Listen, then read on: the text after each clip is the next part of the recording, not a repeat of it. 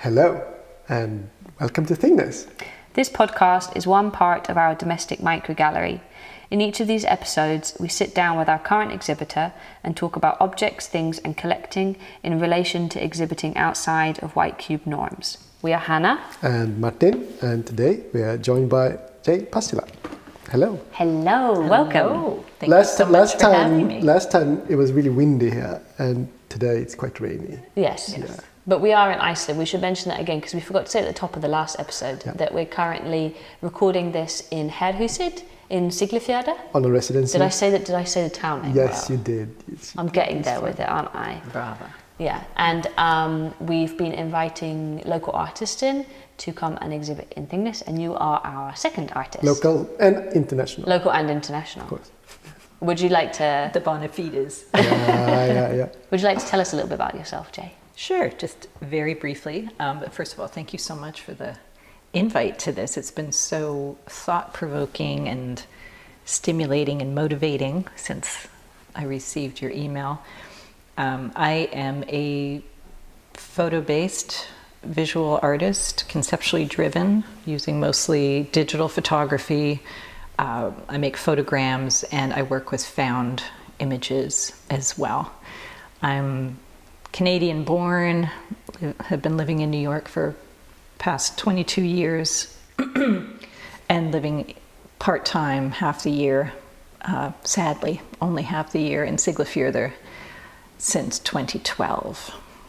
I studied in Toronto. I got my undergrad in Toronto in the 90s or late 80s. And then in the 90s, I moved to Amsterdam and did a year at this fabulous but kind of crazy little school in the north called the AKI, Academie voor Kunst and Industry. Oh, okay, I've not heard of that one. Yeah, well, coincidentally, a lot of Icelandic artists of my age know of it and have been there, or like there's a strange kind of cross current there. And while I was there, I met Nan Hoover, who became my professor at the Academy in Dusseldorf, where I was a student. That's it. Amazing. So you were at Düsseldorf as well after? Yeah. What did you study there? I was between the Department of Video and the Department of Architecture. But I was doing mainly drawing. Amazing. Which sounds kind of crazy, but it worked. That's very cool. And then the two of you, I'm saying two, Martin and Jay, you met one of the times that you were in Siglu, what was it, 2017? 17. That makes sense. Because I think I was staying at the Silahus then, and you were staying at Bergthorst. Bergthorst, but I was here actually in this place. Okay. In November, I think. Okay. And I remember very fondly a studio crit that you gave me. And this is partly why I thought of you for this. Oh, that's so kind. It's like it's that stayed with me. And this is a way of paying back, I suppose. Oh, that's very kind. He said to me that Jay's going to be fantastic on Thingness because I've had really great conversations with her. Yes, yeah. Oh, that's great. And we exchanged work. I still have that beautiful piece. I can't remember Was it one of the circle ones, yes. the rings? Yeah. Oh, nice. Just gorgeous.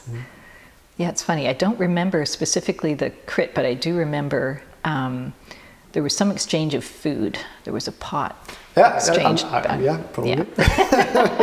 Definitely some FIFA-related thing, I'm sure. So let's get on to our first question, which we ask all our guests, which is, would you like to tell us about your relationship to objects, things, and collecting? Yes. Like I said, just being invited to this just started so many things percolating. Because as someone who lives between currently two places and also partially in Canada, my collecting kind of happens more in New York than it does here. But there's two strains. In New York, I do collect other people's work. As a how do you say, not impoverished artist, but as an artist of limited means, I gave myself the allowance of $1,000 a year to buy other people's work. So That's a lovely framework. it's been fabulous because I've amassed a really quite lovely collection of, Do you also allow yourself to borrow from next year's, or do you leave extra money from previous year to pass over to the next? I do. Yeah. There was one that it was like, I don't know, $2,800, and so it took me a while to pay it off, and then I brought it home, and I was like, so yeah. So I've got, some by people that are well known, some that are by like some homeless person on the street that, was making some incredible objects. And then when I'm here, because I'm kind of living out of a suitcase, is between home bases, I would say I collect these roadside web camera images. So it's not a thing, but it's an image, and I've got, as I mentioned, many hundreds of these, as well as videos from all different seasons, all different parts of the country, but primarily in the north. And these were, you explained to us earlier, you showed us some of the pictures. These are web cameras in Iceland. So, I mean, for the listeners who've never been to Iceland, the weather here is incredibly dramatic, and they need to keep an eye on some of the roads to know, I guess, what if they need to go and clear them or something, or clear them, or if they need to close them, or There's and also an avalanche. being available for your average car driver. They could be good for yourself to check them out as well. Yeah, because these are available for the public. Yes, that's what I love about, we live in such a surveillance culture worldwide, right? But that's what I enjoy about these is like they're there at any time to look at for a purpose or no purpose. And I don't own a car here, so I've just became kind of captivated by the light and these odd perspectives, because they're typically placed in areas that it would be a challenge to get to as a normal visitor. And because this is Iceland, so they're all very scenic. Yes. And they're almost like little landscape paintings, like when it's like a road disappearing in the distance. So Yes, when they're legible. Other times it's just like varieties of emptiness, just like grays and mists and flashes of headlights and fog or rain or snow obscuring the cameras. How long have you been collecting these pictures for? Since 2012. Wow. Oh, so since you moved here? Well, since I started coming here. Okay. Yeah. Yeah. that's even longer than my Google Earth. Your Google Earth collection. But I'm so intrigued by your Google Earth. We have to have a session. After this, Definitely. you have to show, yeah. So do you have a name for this project then? Well, I Title for it. I had an exhibition of it in Mjölkerbuden in Akureyri in January, and I called it Remote, because it's this automated camera that's set up to capture an image within a specific period of time, whether it's 5 minutes or 15 minutes, and then it disappears. So I like the idea of these cameras that are like kind of literally watching nothing except time, Yeah. I mean, conceptually or like aesthetically, or like with the nothingness being there and then suddenly something being there. Also online there are these trail cameras for with animals. With animals, Yeah. And then there's this fantastic, it's like an internet phenomena where there's a whole slew of people who sit and they wait by their own computers. Somewhere in the Netherlands. No, I'm talking about this. It's a fish there. Yeah, somewhere in the Netherlands. Yeah, and they have to let the fish in. Yeah. and they have to wait and see the fish, and then they have to press the button, and they open the door for the fish. Is it like a little lock gate? Yeah. Yes. Yeah, it's fantastic. And is it not something like where they're trying to prevent invasive species? I think That as so, well, because they maybe, don't yeah. want Which something is going just- in, but they want those fish to be allowed out. It's just It's bonkers. adorable. I think it's so sweet that then there's all these people going online to like help. Like really these excited fish. about doing this thing for the fish. Yeah, I mean, that's the thing. You want to feel like you're doing something, right? But it's also, I mean, in the UK, probably in a lot of other countries, you know, we have these like spring watch TV shows where they'll have a cam on like, you know, a bird's nest or something. Oh, and, yes, and all yes, these yes, things. And yes. so then you watch like as spring comes in. I think it's kind of funny, isn't it? That it's like, I mean, you could just go out and find one and look at it yourself, but it's like the whole nation is like their whole life for a few weeks become this little bit of baby, like this little nest of baby birds. My dad is obsessed with a particular eagle's nest in like some part of California that's way up at the top of this tree. But yeah, like there's so many artists that are doing interesting things with surveillance and these cameras. Kind of like a critique, but I feel like mine is maybe more quiet kind of political statement. I don't think it's as overt as like staring into the camera, doing self-portraits of the camera, or, you know, it's something else that I feel like I'm pointing to. Oh, I don't know his name now, but there was this one artist who did this with traffic cameras. Was standing in front of them, that Standing Finnish in front- guy. He walked across the whole country, and he would stand in front of What? like all. Yeah. He's Finnish. And they were very kind of spooky because you would just see like this guy standing there at like various times of day.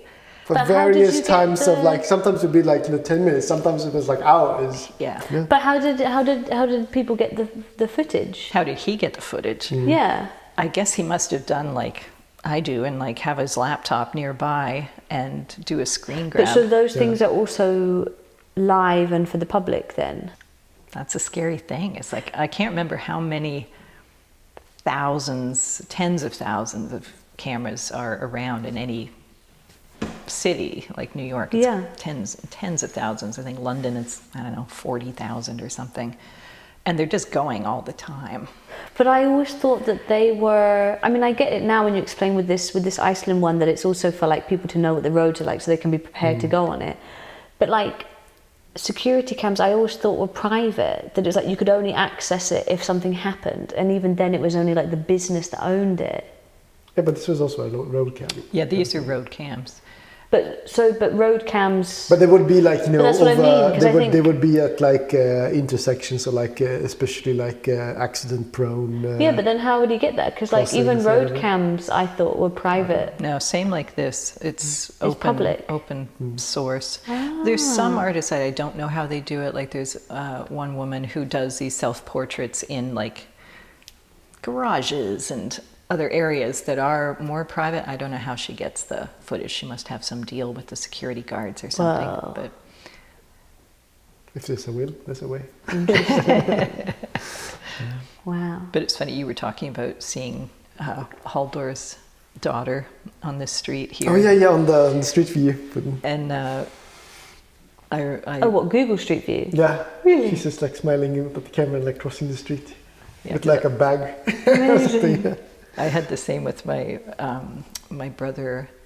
Used to have a house in a smaller city in southern Ontario, and I was looking on Google Street View to find the house, and there he was on the corner, like with the face blurred, but I But you could could totally tell tell, it of was course, him. It yeah. was, or like people that are standing, bird watching and like just doing random things. Speaking of birds and surveillance, have you heard of this crazy, like, I mean, it's a joke, but this is like conspiracy theory that the United States government have killed off all the birds. Yeah, it's and hilarious. And like they've done like some like taxidermy surveillance robots inside of all of them. That all the birds are surveilling, yeah. Some very suspicious pigeons the other day by the recycling Having a station. Having a meeting. It was definitely some form of meeting, yeah. Should we move on to the Let's talk about the shelf. Yeah, we'll talk about the shelf. Oh, yeah. What have you placed in our?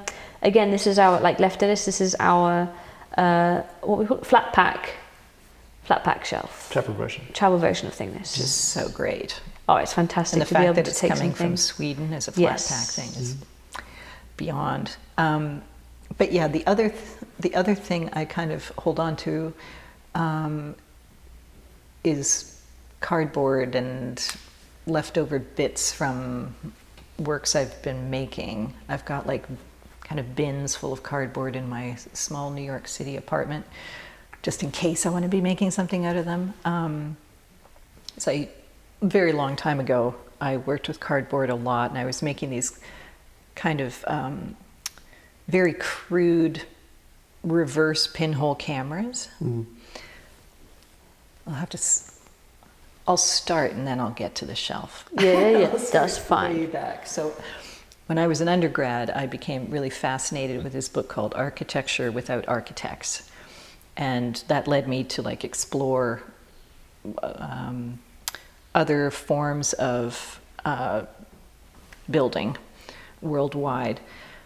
So there was something about bringing something far away close, in the same way that this is still in line with these roadside webcams. So I would construct these scenes from the photos using like a hot glue gun and cardboard, and just cutting a slit or a window or something that would give the impression of that space, if that makes sense. So creating a three-dimensional object, kind of reduced to its essentials in a way, of a space that was inaccessible. So when I showed them, they'd be like stuck to the wall, and they just looked like garbage. They would just look like, you know, they had glue dripping on the side, and there's just like a little hole, very awkward. You'd have to like smush your face around the hole, and then there'd be this like beautiful, pristine interior view. And gradually, you know, sweat from people's foreheads or the oil was like seeping Add to the grimy outside, yeah. And then I started to take photos through the pinholes and then blow them up really big. So this opportunity made me think of that, because of, you know, the box and the architectural, it's almost like a little model of a space. Yes. And I do have a bit of a cache of cardboard here. So I've basically just taken some leftover cardboard and cut it to form walls, leaning things, corners, that you can't necessarily see the back side of it, but it suggests a space, it suggests an interior. Yeah. And there's some very interesting shadow play going on as well, that creates this like almost like gradients in this otherwise monochrome little townscape kind of thing. Yeah. And like I was saying earlier, when I can't even remember when I started this. I guess it was in like early 2000s. I wanted to make large format photos, which of course are very expensive. And I wanted them to be mounted on aluminum so that they could be stacked. I was doing photographs of studio walls, details, black and white, and they looked like Google Earth maps. Like you couldn't tell what you were really looking at, whether it was empty space, if it was a surface of the moon. Anyways, I wanted to make these big, print them, and lean them against studio walls. But instead, I made like these really half-assed foam core models, and I photographed them, and they looked like they were in a museum. Like I just made these small-scale models and put myself in the perspective of a viewer. It was so freeing because it just let me play at a scale, at an imagined scale, with imagined materials that I don't have access to, like the one we were talking earlier about the solar plate photo etchings. Yes. Or what do you call it? Photopolymer. Photopolymer. Yeah. I was like, oh, maybe I could make like some kind of an installation where I would have the photopolymers mimicking like a photo of the studio wall at scale, and have it transferred onto plates with the sun as the source, and then print that. But of course, lots of cost, lots of time, so instead I just made like a little model of it and then rephotographed it. So this just put me back to both of those things, the early pinhole camera ideas and the world of models, and both of them have an element of play and a lack of preciousness that I really appreciate being brought back to. And these, I mean, as well, the roadside web cameras, like they're bitty, they're pixelated, they're throwaway, right? I mean, they're not meant to be held onto and admired, and they're not like Cibachrome prints. It's kind of like what you were saying about the Monets, right? Like you come up to it, it doesn't look like anything, and then you step back and you're like, oh wow. Yeah, it comes alive.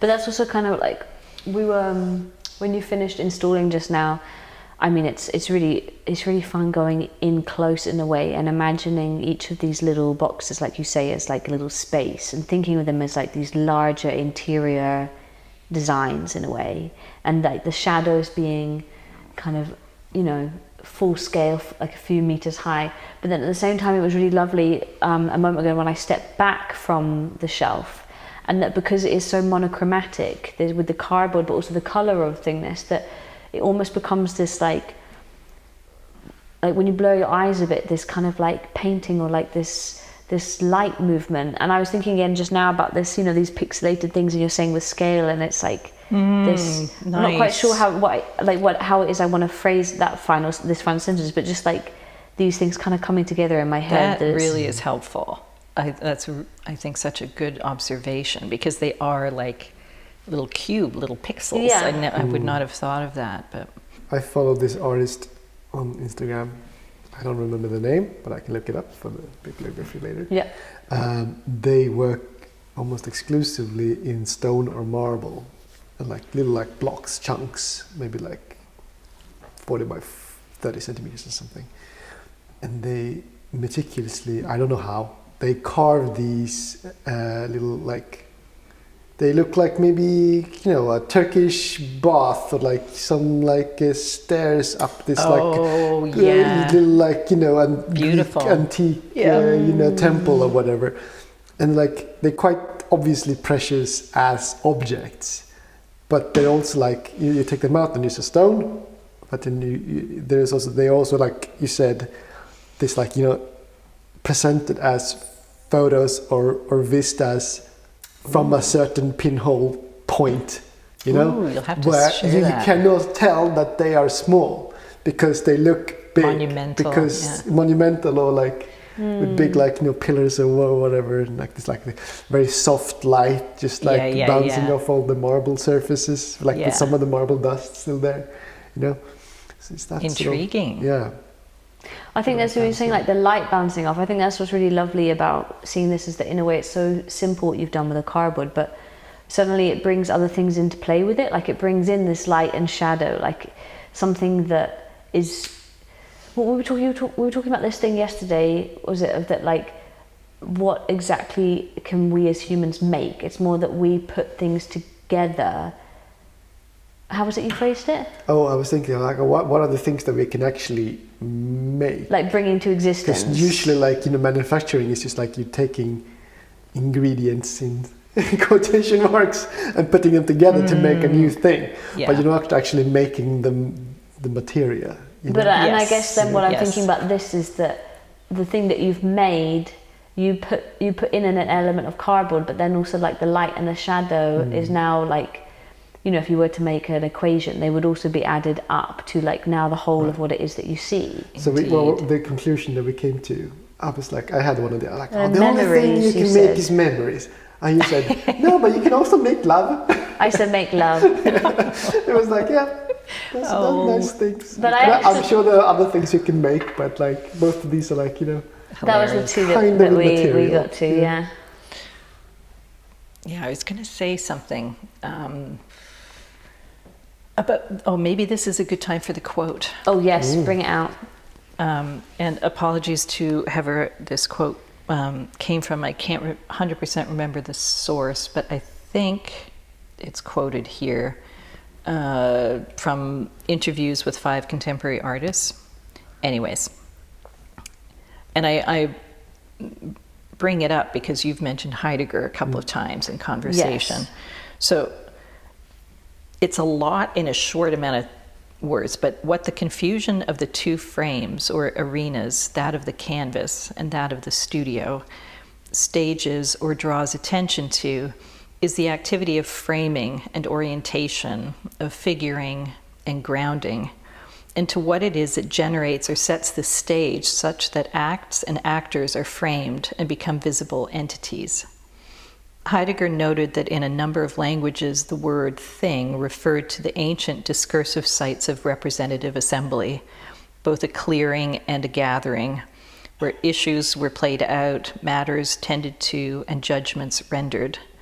These were the frames, the gathering and clearing, in which it occurred, and processes, dialogue, questions, decisions, by which stuff achieved visibility, becoming a thing.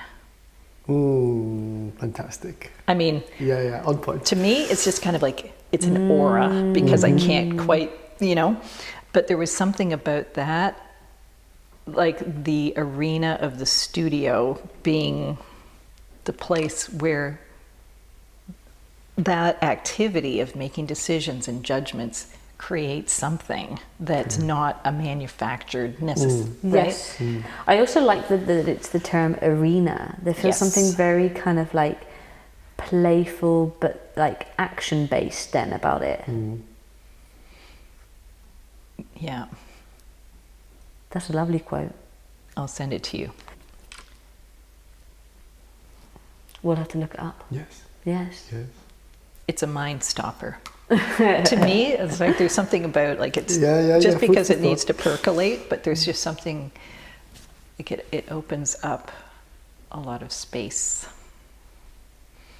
to think of the studio in that way. Because, and I'm intrigued to hear more of what you have to say about your research and in the studio, because I am very much a studio-based artist. I don't understand how people function and make work without a certain kind of silence and emptiness and space. I think it's like, I mean, I'm very lucky in that I've had a studio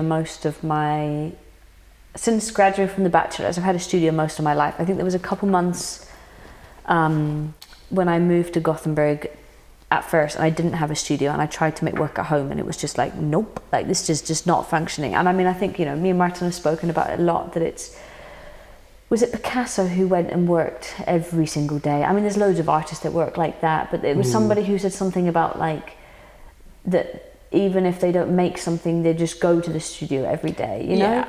And it's this kind of sense of like, I mean, and of course, I think nowadays it's very tricky to do that, having to earn money along on the other side, but that it's this thing of like, the studio is a place where it's kind of like putting your brain in the right position. Sometimes it's not just about that, it's just the functionality of like, you need a space where you can be messy, or like you need a space that's bigger than what you have at home. Sometimes it's also just this feeling of, when you go there, your brain turns on in that way, or like you allow your brain to turn on, and that's the place where it then gets activated. And it's like, here I allow you to, you the brain, to fully open up.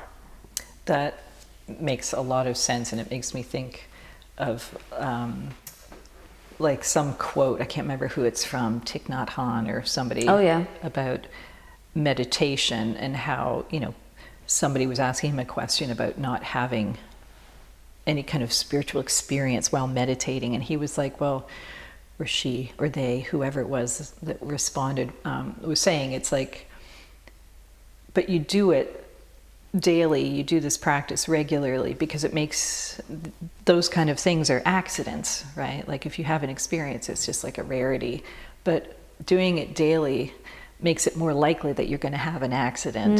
It makes you accident prone. And if you have that accident while being in the studio, you can turn it into art. But if you happen to be at home or whatever, then maybe there's a delay, or maybe you miss the opportunity. It's funny because like a lot of artists that I know in New York, you know, having a studio is a luxury, right? So like I used to have a gorgeous one, but I couldn't afford it anymore, so I turned my bedroom into a studio, and I moved everything into my my one other room. Yeah. So I've got like I always joke that I stand in the middle of the room. There's my bedroom, you turn. There's the living room, you turn. There's the dining room, you turn. There's the office, and in the back room is the studio. Some people are very productive in those spaces, but I find New York a very difficult place to find that kind of emptiness that I need to let things percolate. And I think it's funny because it's like, you know, I was speaking about it as a place that you go to, but there is also something about getting, I mean, this is not the case for everyone, but I presume, you know, the three of us are here in the middle of nowhere, kind of in Iceland. We're obviously all... Not far enough in the middle of nowhere, but good there's point. obviously something that we're attracted to in this getting out into nature or away, or finding this quietness. And I mean, I notice it. I was on a residence in the autumn out in the middle of a forest. Delightful. And in a workshop, you know, but it's like there's something about that, the quietness of the mind, to then allow it to just kind of get on, you know, or even the simple thing of the fact like that while we're here, and Herr who said we don't have to get up and then commute to where the studio is. It's you are there already. But I think it would be different if it was like you were there already in the middle of a bustling, loud city. There's something about this practice of being somewhere quieter and slower that like enables it. For me, it's more like having, I mean, I'm not going to say historically, but like for myself in the past, I've never had a problem with living in my studio. Yeah. But having your studio in your living space is more challenging. Yeah. In a way. I mean, it is doable, but it's also this like, you know, this clear or unclear boundary between those two spaces. And like the step over, like I have, like when are you working, when are you not working? Yeah. Are you fully working, or are you just like working a little bit? You know, doing, like paying some bills while you're taking a break. Yeah. But it's also, it's like, how the hell are we making work during this time, right? Like things burning everywhere or flooding everywhere. And it's just like, I find it so odd to go about these daily things, right? Thinking about what I want to put out in the world or have conversations about, while simultaneously having all these images of, you know, the world being on fire, metaphorically and literally. It's an odd thing to still have that desire to. Yes. Going back a little bit, this was something that you said, Martin, just now about the working in your living space sort of thing that reminded me. Just before this, we were talking about Daniel Buren, and that I'd read this essay, The Function of the Studio, and that was kind of what inspired my master's thesis. And looking at the idea of this, I thought of it as like this gap between the studio and the gallery, and like how a lot of process and a lot of what happens with the work in the studio gets lost when it gets taken out of the studio and put into a gallery. It doesn't have to be a gallery. No. In the institution, gallery, something outside just like of to the be studio. shown. But there's a really lovely essay by Caitlin something, I'm going to have to look up her surname to put in the bibliography, that's called The Function of the Studio When Your Studio is a Laptop or something, or like when your studio is your kitchen. And basically she looks at this essay but in the modern world, right. and the fact that some people can't afford studios, like, or that quite a lot of the time how we work is now digitally and it's on our laptops, and talking about how is it to have a studio on your laptop at your kitchen table. Right.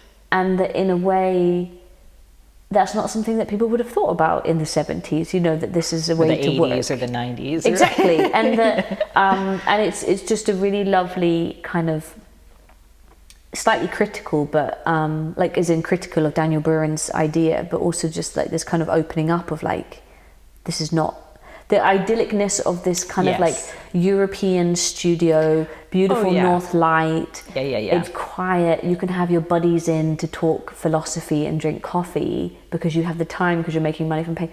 That's not how it is anymore. It's very interesting because I do like, to me, showing is like one thing, but like studio visits are the absolute best. Yes. Right? Like, I want to have a studio visit every week or every month, or like I've gone through periods of having that, because, and not with necessarily gallery curator people, but other artists, like that is the absolute best. Or even best. not artists, but creatives, you know, somebody who is also like locked on in that way, in their way of thinking of wanting to live creatively and make, but maybe they do something totally different. Like, like we were saying with this link over, that you mentioned earlier before we started recording that if you kind of had another life, you would have been an architect. Right. That there's something about the way that, you know, that you would think as an architect that would be really interesting to cross over with. I'm still thinking about that. I really want to know about this essay that you quoted, because there is something about that, you know, romantic idea of a beautiful big white space to be making in.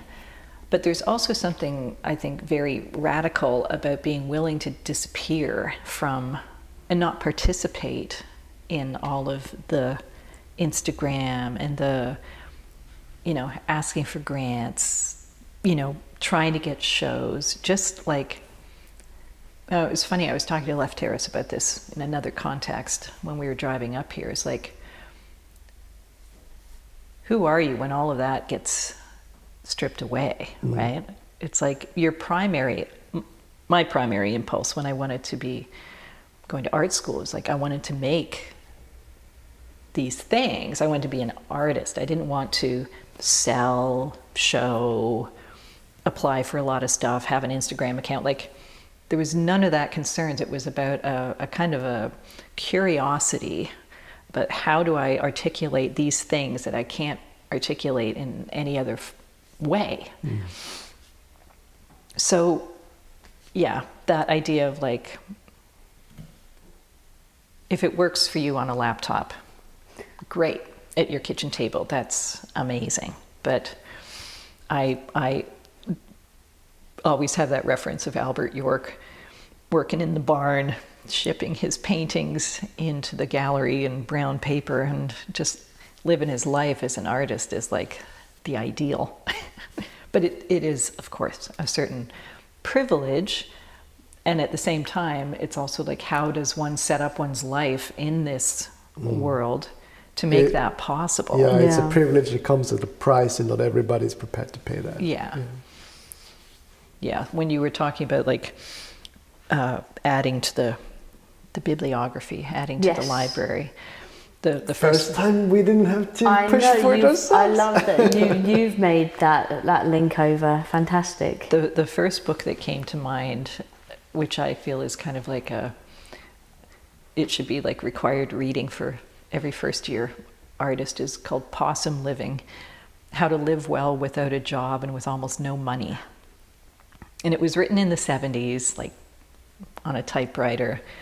It was my mother, I blame my mother, gave me a copy of this book because she was studying cultural anthropology at the time or something like that. And it's basically this young woman and her father just kind of like checked out.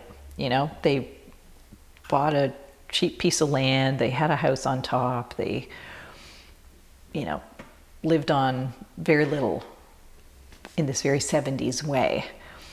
I think the author is Dolly Freed. She wound up being like a rocket scientist, literally, like she worked for NASA or something like that.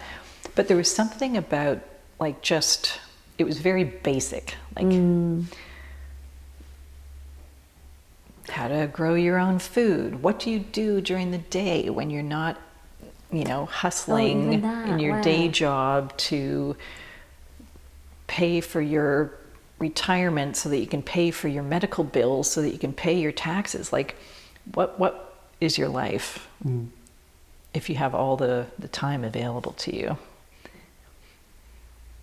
And of course it came at a cost. Like, they're eating bunnies that they raised themselves, and she's like not going out for expensive martinis in Manhattan like some of us do.